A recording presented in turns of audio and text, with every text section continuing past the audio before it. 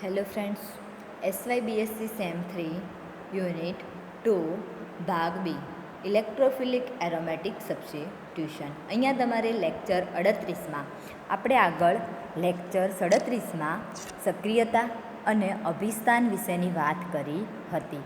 તો અહીંયા તમારે હવે આગળ આપણે સક્રિયતાવાદ સમજાવવાનો છે. તો કે કયા કયા પદાર્થમાં આપણે સક્રિયતાવાદ વિશેની માહિતી લેવાની છે. તો કે બેન્ઝીન, એટલે કે બેન્ઝીન માટે આપણે એરોમેટિક સબસ્ટિટ્યુશન બેન્ઝીન, ટોલ્યુઇન હોય એટલે કે ઉપર શું જોવા મળે આપણને CH3, નાઇટ્રોબેન્ઝીન હોય ત્યારે એની ઉપર NO2. એ વિસ્થાપન તો થઈ જ ગયો હશે, એના દર સરખાઈ અને ત્રણેયના કાર્બોકેટાયનમાં એના કાર્બોકેટાયનના બંધારણો સરખાવાય છે. ત્રણેયના આપણે બંધારણ સૂત્ર વિશે તો આપણે આગળ વાત કરી હતી કે જ્યારે CH3 હાજર હોય, જ્યારે નાઇટ્રોબેન્ઝીન હાજર હોય તો એમની વચ્ચે જ્યારે CH3 હાજર હોય, જ્યારે નાઇટ્રોબેન્ઝીન હાજર હોય ત્યારે એમાં કે એ ત્રણેયમાં આપણે જ્યારે નવો કોઈ ક્રિયાશીલ સમૂહ જોડાય ત્યારે એના અભિસ્થાનમાં એ કઈ જગ્યાએ જોડાશે એના વિશેની આપણે વાત કરી હતી પહેલાં. હવે અહીંયા આપણે હાલ એના કાર્બોકેટાયનના બંધારણ સરખાવવાના છે કે એમાં કાર્બોકેટાયન કઈ રીતે જોવા મળે. જ્યારે કોઈ નવો ક્રિયાશીલ સમૂહ જોડીએ ત્યારે આપણને કાર્બોકેટાયન જોવા મળે છે. તો અહીંયા આપણે એના કાર્બોકેટાયન વિશેની વાત કરવાની છે. ચલો આગળ નેક્સ્ટ આપણે જોઈ લઈએ કઈ રીતે. તો કે સૌપ્રથમ પહેલાં જ્યારે આપણે અહીંયા બેન્ઝીન હોય ત્યારે તો કે બેન્ઝીન રિંગ ઉપર જ્યારે કોઈ નવો ક્રિયાશીલ સમૂહ આવે ત્યારે એનું કાર્બોકેટાયન આપણને કોઈ એક કાર્બન ઉપર કાર્બોકેટાયનનું સ્થાન જોવા મળશે CH3, એટલે કે આ જે કાર્બન જે હાઇડ્રોજન રહ્યો ત્યાં નવો કોઈ ક્રિયાશીલ સમૂહ જોડાવાનો પ્રયત્ન કરશે. અહીંયા CH3 જોડાય ત્યારે એના કાર્બોકેટાયન, NO2 જોડાય ત્યારે પણ અહીંયા કોઈ નવો કોઈ ક્રિયાશીલ સમૂહ જોડાવાનું કામ કરે અને એના કાર્બોકેટાયન એટલે કે એનું આપણે સિગ્મા સંકીર્ણ વિશેની વાત કરી હતી. હવે સિગ્મા સંકીર્ણ કોને કહેશો? તો કે સિગ્મા સંકીર્ણ એની એરોમેટિકતા ગુમાવે છે. જ્યારે પણ કોઈ એરોમેટિક ચક્ર છે એમાં એની એરોમેટિકતા શું કરશે? એ ગુમાવે છે. હવે અહીંયા કે આ કાર્બોકેટાયનને આપણે કઈ રીતે જુદા પાડી શકાય એના વિશેની આપણે થોડી ઘણી વાત કરી લઈએ. આ દરેકે દરેક એના સ્ટ્રક્ચર છે કે અહીંયા જ્યારે Y એટલે કે એક વિસ્થાપિત બેન્ઝીન રિંગ ઉપર કોઈ નવા પરમાણુનું વિસ્થાપન થવા દેશે. અહીંયા Y એટલે કે શું કરે? આ પહેલાં CH3 એટલે કે અહીંયા આપણે Yની જગ્યાએ CH3 લખી દઈએ તો આ જે નવો હાઇડ્રોજન પરમાણુ છે ત્યાં શું કરશે? નવા કોઈ પરમાણુનું, નવા કોઈ ક્રિયાશીલ સમૂહનું વિસ્થાપન થવા દેશે. અહીંયા NO2 હોય તો આ જે હાઇડ્રોજન પરમાણુ છે એની જગ્યાએ શું કરશે? નવા કોઈ ક્રિયાશીલ સમૂહનું ત્યાં જોડાણ થવા દે છે. તો અહીંયા હવે આગળ આપણે નેક્સ્ટ કે કઈ રીતે? તો કે સૂત્ર 2માં એટલે કે સૂત્ર 2 એટલે કે આપણું આ પ્રકારનું જે સૂત્ર રહ્યું એ સૂત્રની વાત કરી છે. અહીંયા આપણે હું તમને સાઈડમાં જ દોરું કે સૂત્ર 2માં એટલે કે સૂત્ર 2 કઈ રીતે જોવા મળે આપણને? બેન્ઝીન રિંગ ઉપર અહીંયા H, અહીંયા Y, અહીંયા H અને આ બાજુ શું એ CH3. સૂત્ર 2માં મિથાઇલ સમૂહ, ટોલ્યુઇન હોય એટલે કયો ક્રિયાશીલ સમૂહ હાજર હોય? CH3 મિથાઇલ સમૂહ ઇલેક્ટ્રોન મુક્ત કરી અને વલયને ધનભારને એ શું કરશે? ત્યાંથી મિથાઇલ સમૂહ જે રહ્યો એ મિથાઇલ સમૂહમાંથી બેન્ઝીન રિંગ ઉપર આપણે જ્યારે એમાંથી ટોલ્યુઇન બને ત્યારે કે CH3માંથી મિથાઇલ સમૂહ એટલે કે આપણો જે આ CH3 સમૂહ છે એ શું કરે? ત્યાંથી ઇલેક્ટ્રોન મુક્ત કરીને ઇલેક્ટ્રોન ત્યાંથી શું કરી દેશે? મુક્ત કરી દેશે અને વલયને કેવો બનાવશે? આખા વલયને ધનભાર બનાવી દેશે. જેમ કે આપણે સ્ટ્રક્ચર 2 દોર્યું હતું તો કે અહીંયા એ શું કરી દે? આખા સ્ટ્રક્ચરને કેવો બનાવી દે? ધનભાર બનાવી દે. મિથાઇલે પોતાના ઇલેક્ટ્રોન દૂર કરી દીધા એટલે કે એ પોઝિટિવ ચાર્જ ધરાવતો હોય એટલે અહીંયા પણ જોડાવા માટે એ કયો ચાર્જ ધરાવશે? પોઝિટિવ ચાર્જ ધરાવશે. તટસ્થ કરવાનો પ્રયત્ન કરે છે અને બંનેના ધનભાર વચ્ચે કે એને શું કરશે? બંનેના પોઝિટિવ અને નેગેટિવ ચાર્જને કેવા રાખશે? તટસ્થ રાખશે અને પરિણામે તે પોતે વધુ ધન બને છે. એટલે કે બેન્ઝીન કરતાં ટોલ્યુઇન કેવો બને? વધારે ધન બને છે. હવે આગળ, આથી ભારના વિસ્થાનીકરણથી કાર્બોકેટાયન કેવો બને? વધુ સ્થિર બને છે. જે આપણે પોઝિટિવ ચાર્જ, નેગેટિવ ચાર્જ એ કેવો બને? વધુ ધન બને. એના લીધે એટલે કે ભારના એટલે કે એ ધન ભારના વિસ્થાનીકરણ એટલે કે બીજી વાર એનું શું કરવાનું? એકવાર તો મેં એનો મિથાઇલ ક્રિયાશીલ સમૂહ જોડી દીધો. નવો કોઈ ક્રિયાશીલ સમૂહ જોડવું હોય તો એના વિસ્થાનીકરણથી કાર્બોકેટાયન કેવો બને? વધુ સ્થિર બને છે. કે જે એનો બેન્ઝીન રિંગમાં જે આપણને કાર્બોકેટાયન જોવા મળે એ કાર્બોકેટાયન કેવો બનશે? વધારે સ્થિર બને છે. વળી એમાં પ્રેરક અસર કે બેન્ઝીન રિંગમાં આપણને કાર્બોકેટાયન આવ્યો એટલે પ્રેરક અસર જોવા મળે. એ વચગાળાની સ્થિતિમાં ધનભાર બનાવેલ સ્થિર કરે છે અને ઝડપી પ્રક્રિયા કેવો બનશે? સ્થિર બનશે અને ઝડપી પ્રક્રિયા કરવાનો પ્રયત્ન કરે છે.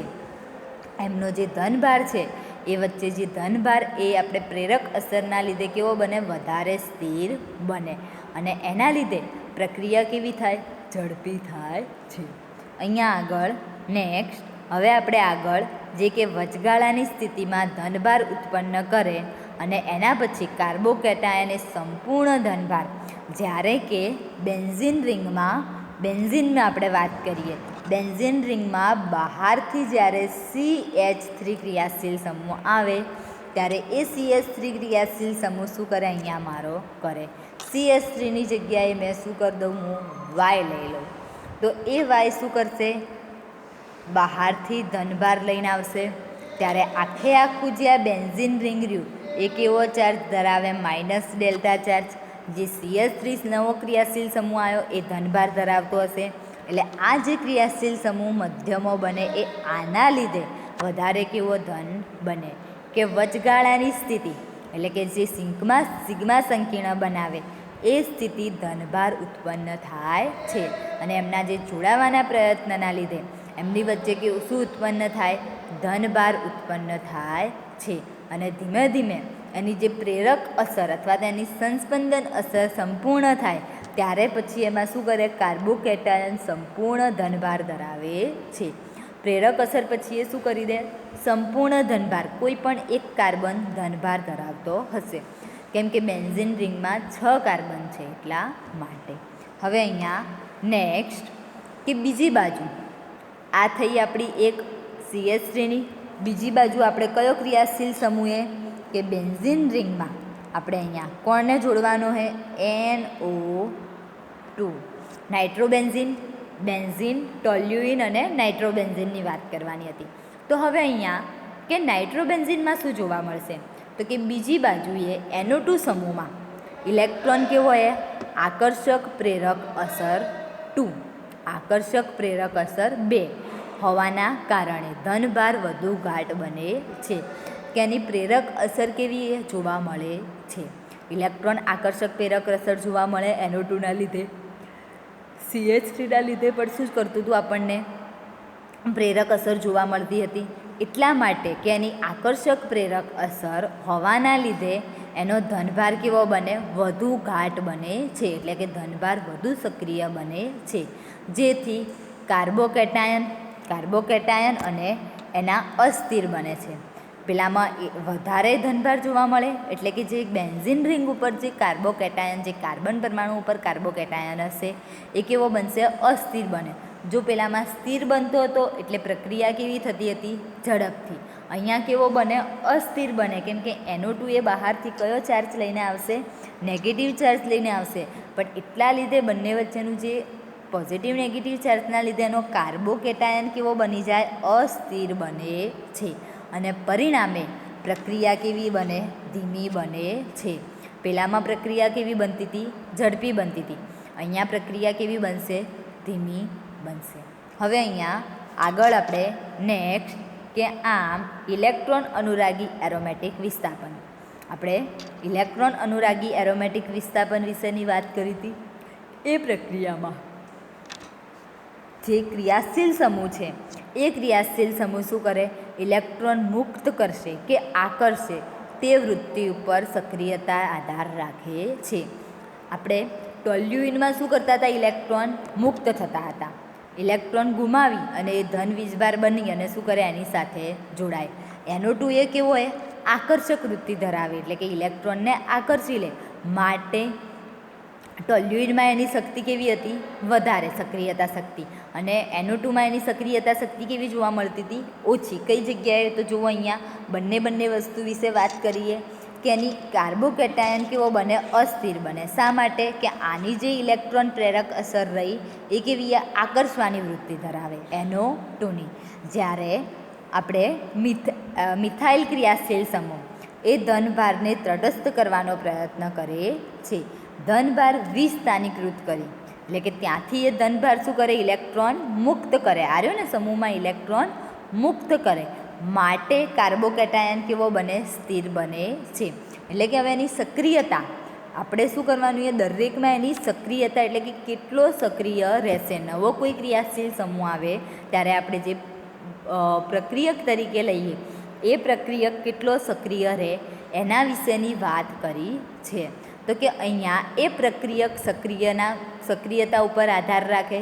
તો કે એક એ ઇલેક્ટ્રોન મુક્ત કરશે અને બીજો એ શું કરશે? ઇલેક્ટ્રોન આકર્ષે છે.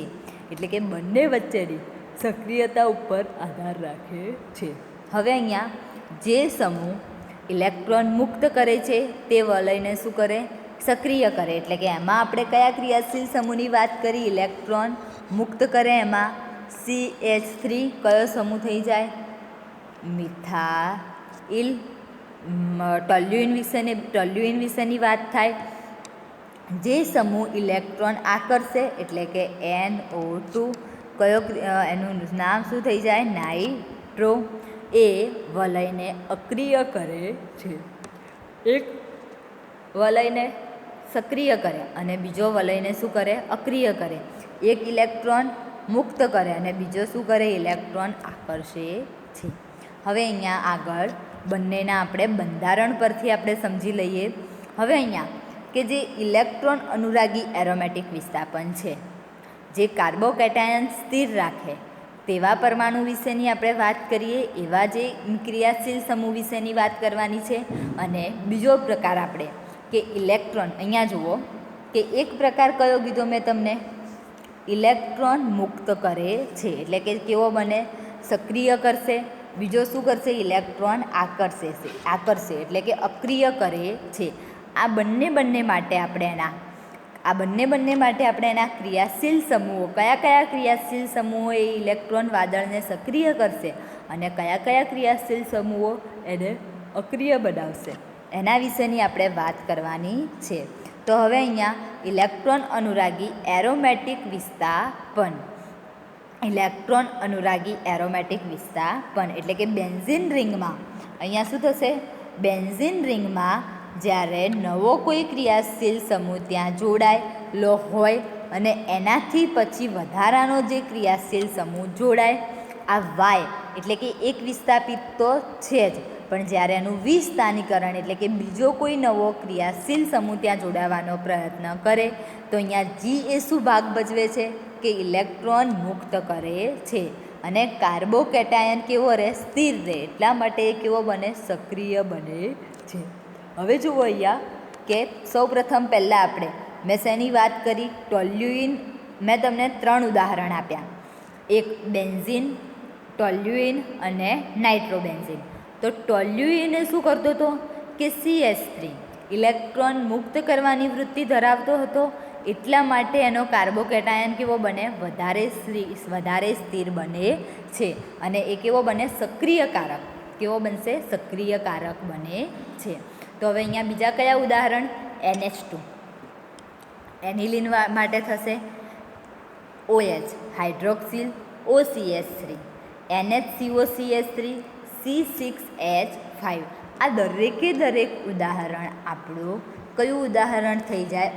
ઓર્થોપેરા સક્રિયક પણ આને કહેવામાં આવે, જે તમે બહુ વિસ્થાપિત બેન્ઝીનના સંશ્લેષણ પહેલાં સમજ્યા હતા.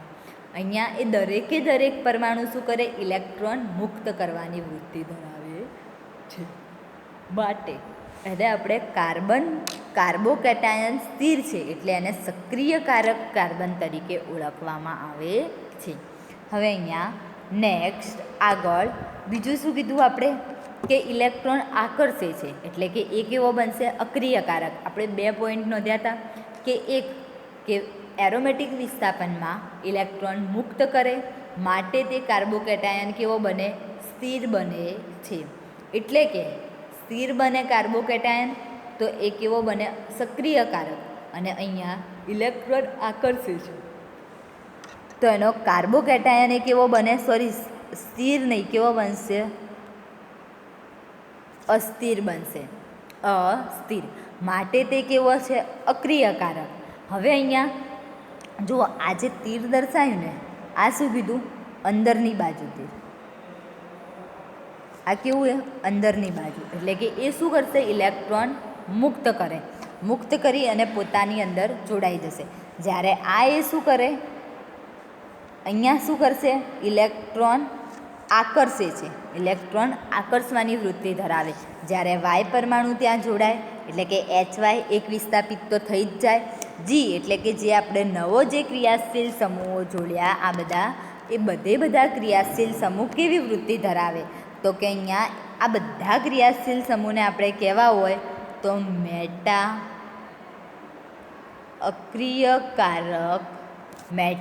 અક્રિયકારક ક્રિયાશીલ સમૂહ તરીકે ઓળખી શકાય. જે શેનો ભાગ ભજવે જી એટલે કે NCH3 twice 3 તૃતીયક amine NO2 nitro CN cyano SO3H sulphanilic acid COOH acid carboxylic acid CHO aldehyde COR ketone અને X એટલે કે હેલોજન. આ દરેક મેટા અક્રિયકારક ક્રિયાશીલ સમૂહ છે માટે એ કાર્બોકેટાયન કેવો બનાવે અસ્થિર બનાવે. ઇલેક્ટ્રોન આકર્ષક માટે એ કેવા છે અક્રિયકારક. અને આના પહેલાંના જે ક્રિયાશીલ સમૂહ હતા એ દરેક ક્રિયાશીલ સમૂહ કેવા એ બધા ક્રિયાશીલ સમૂહ ઓર્થોપેરા સક્રિયકારક. હવે ઓર્થોપેરા સક્રિયકારક એટલે કે અહીંયા ઓર્થોપેરા સક્રિયકારક આ ક્રિયાશીલ સમૂહ જ કેવા એ સક્રિયકારક તો એ શું કરશે ઇલેક્ટ્રોન મુક્ત કરશે અને કાર્બોકેટાયન કેવો બનાવે જે આ વચ્ચે જે કાર્બોકેટાયન જોવા મળે એ કાર્બોકેટાયન ત્યાં સ્થિર બનાવવાનો પ્રયત્ન કરશે માટે એને આપણે કેવો કીધા સક્રિય ક્રિયાશીલ સમૂહો કીધા અને આને કેવા અક્રિય ક્રિયાશીલ સમૂહ કીધા. હવે અહીંયા આપણે આગળ થોડીક માહિતી લઈ લઈએ કે CH3ની મારફત બીજા આલ્કાઇલ સમૂહ પણ શું કરે ઇલેક્ટ્રોન મુક્ત કરતા હોવાથી તે વલયને સક્રિય બનાવે છે. આપણે CH3ની વાત કરી ટોલ્યુઇન વિશે વાત કરી કે બેન્ઝીન કરતાં નાઇટ્રોબેન્ઝીન કરતાં ટોલ્યુઇન કેવો એ વધારે સક્રિયકારક છે.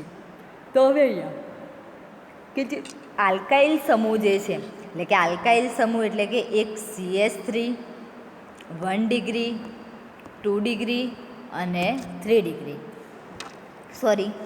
આવો બેઝિકતા ક્રમ ના આવે. એમાં જે કાર્બોકેટાયનની સ્થિરતા જે ધરાવે જે કાર્બોકેટાયન બની જાય એટલે કે પહેલાં CH3 પ્લસ એના કરતાં 1 ડિગ્રી વધારે સક્રિય બને એના કરતાં 2 ડિગ્રી વધારે સક્રિય બને અને એના કરતાં 3 ડિગ્રી કેવો બને વધારે સક્રિય બને. અહીંયા આપણે CH3ની મારફત બીજા કયા લેવાના છે તો કે એની જગ્યાએ બીજા આલ્કાઇલ સમૂહો એ ઇલેક્ટ્રોન મુક્ત કરવાની વૃત્તિ ધરાવે છે અને વલયને કેવો બનાવે સક્રિય બનાવશે. શા માટે ત્યાંથી એ ઇલેક્ટ્રોન મુક્ત થઈ અને કાર્બોકેટાયન સ્થિર બનાવે તો એના વલયને પણ કેવો બનાવે સક્રિય બનાવે છે. તો હવે અહીંયા તૃતીયક બ્યુટાઇલ નાઇટ્રોબેન્ઝીનનું તૃતીયક બ્યુટાઇલ અને નાઇટ્રોબેન્ઝીનનું નાઇટ્રેશન એ બેન્ઝીન કરતાં કેવું થાય 16 ગણું સક્રિય છે. હવે અહીંયા શું કીધું કે તૃતીયક બ્યુટાઇલ બેન્ઝીનનું નાઇટ્રેશન શું કરવામાં આવે નાઇટ્રેશન કરવામાં આવે તો એ બેન્ઝીન કરતાં કેવું એ 16 ગણું વધારે થાય છે. કોના લીધે કે બેન્ઝીન કરતાં આપણે જ્યારે CH3 મિથાઇલ ક્રિયાશીલ સમૂહ આવ્યો એ કેવો એ સક્રિય. હવે અહીંયા મેં સક્રિયતાવાદ કીધો છે. જે સક્રિય હશે એ જ શું કરશે ઝડપથી પ્રક્રિયામાં ને એમાં આગળ વધશે. એટલે કે બેન્ઝીન કરતાં CH3 ટોલ્યુઇન આવ્યો એ કેવો આવ્યો? સક્રિય આવ્યો. હવે અહીંયા તૃતીયક બ્યુટાઇલ એટલે કે 3 ડિગ્રી બ્યુટાઇલ, તો કે એક કાર્બન જોડે બીજો એક CH3, બીજો એક CH3, આ એક CH3, ટોટલ 4 કાર્બન બ્યુટાઇલ પણ કેવા હે? તૃતીયક એટલે કે 3 ડિગ્રી. અને બીજી બાજુ એક શું હશે? બેન્ઝીન રિંગ જોડેલી હશે. તો આ કેવો હશે? વધારે સક્રિય. પણ કોની સાપેક્ષમાં? તો કે બેન્ઝીનની સાપેક્ષમાં આ કેવો હોય? વધારે સક્રિય બને છે. કઈ પ્રક્રિયા? કે એનું નાઇટ્રેશન કરવામાં આવે ત્યારે. હવે અહીંયા બીજા પણ ક્રિયાશીલ સમૂહ વિશેની વાત આપી છે આપણને કે NH2 છે એ NH2 શું કીધું? OH તથા તેના વ્યુત્પન્ન એટલે કે OCH3 અને NHCOCH3માં ઇલેક્ટ્રોન મુક્ત પ્રેરક અસરના કારણે નહીં, પરંતુ તેના સંસ્પંદન અસરના કારણે એ કેવો બને? સક્રિય બને છે. અહીંયા CH3 એ મિથાઇલ ક્રિયાશીલ સમૂહ તો શું કરે? ઇલેક્ટ્રોન મુક્ત કરે છે.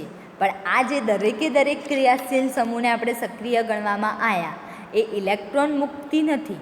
ઇલેક્ટ્રોન મુક્તિ પરંતુ એની પ્રેરક અસર, એમાં શું જોવા મળે? વધારે પ્રેરક અસર જોવા મળે.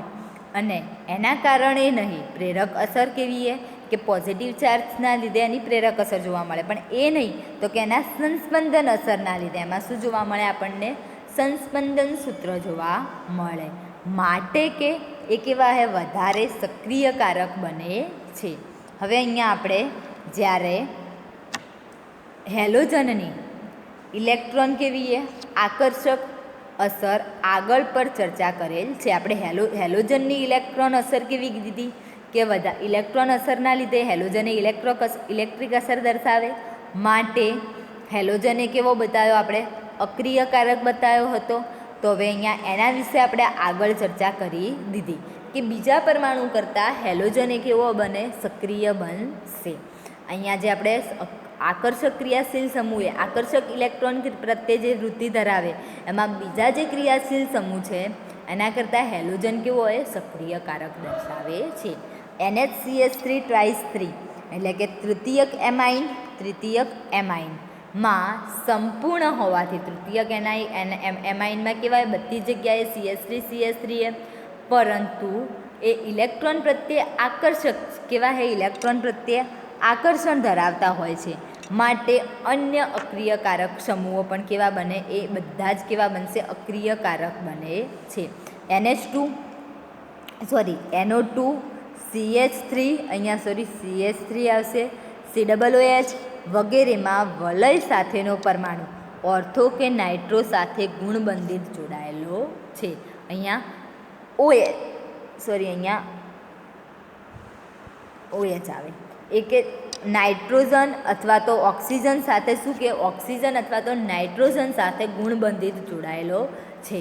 જો અહીંયા આપણે NO2 વિશેની વાત કરીએ તો NO2 માટે બેન્ઝીન રિંગ ઉપર શું આવેલું છે? નાઇટ્રોજન પરમાણુ, આ ઓક્સિજન અને આ ઓક્સિજન. એવી જ રીતે આ જે CH નહીં પરંતુ OH, તો કે બેન્ઝીન રિંગ ઉપર આપણને શું જોવા મળે? OH.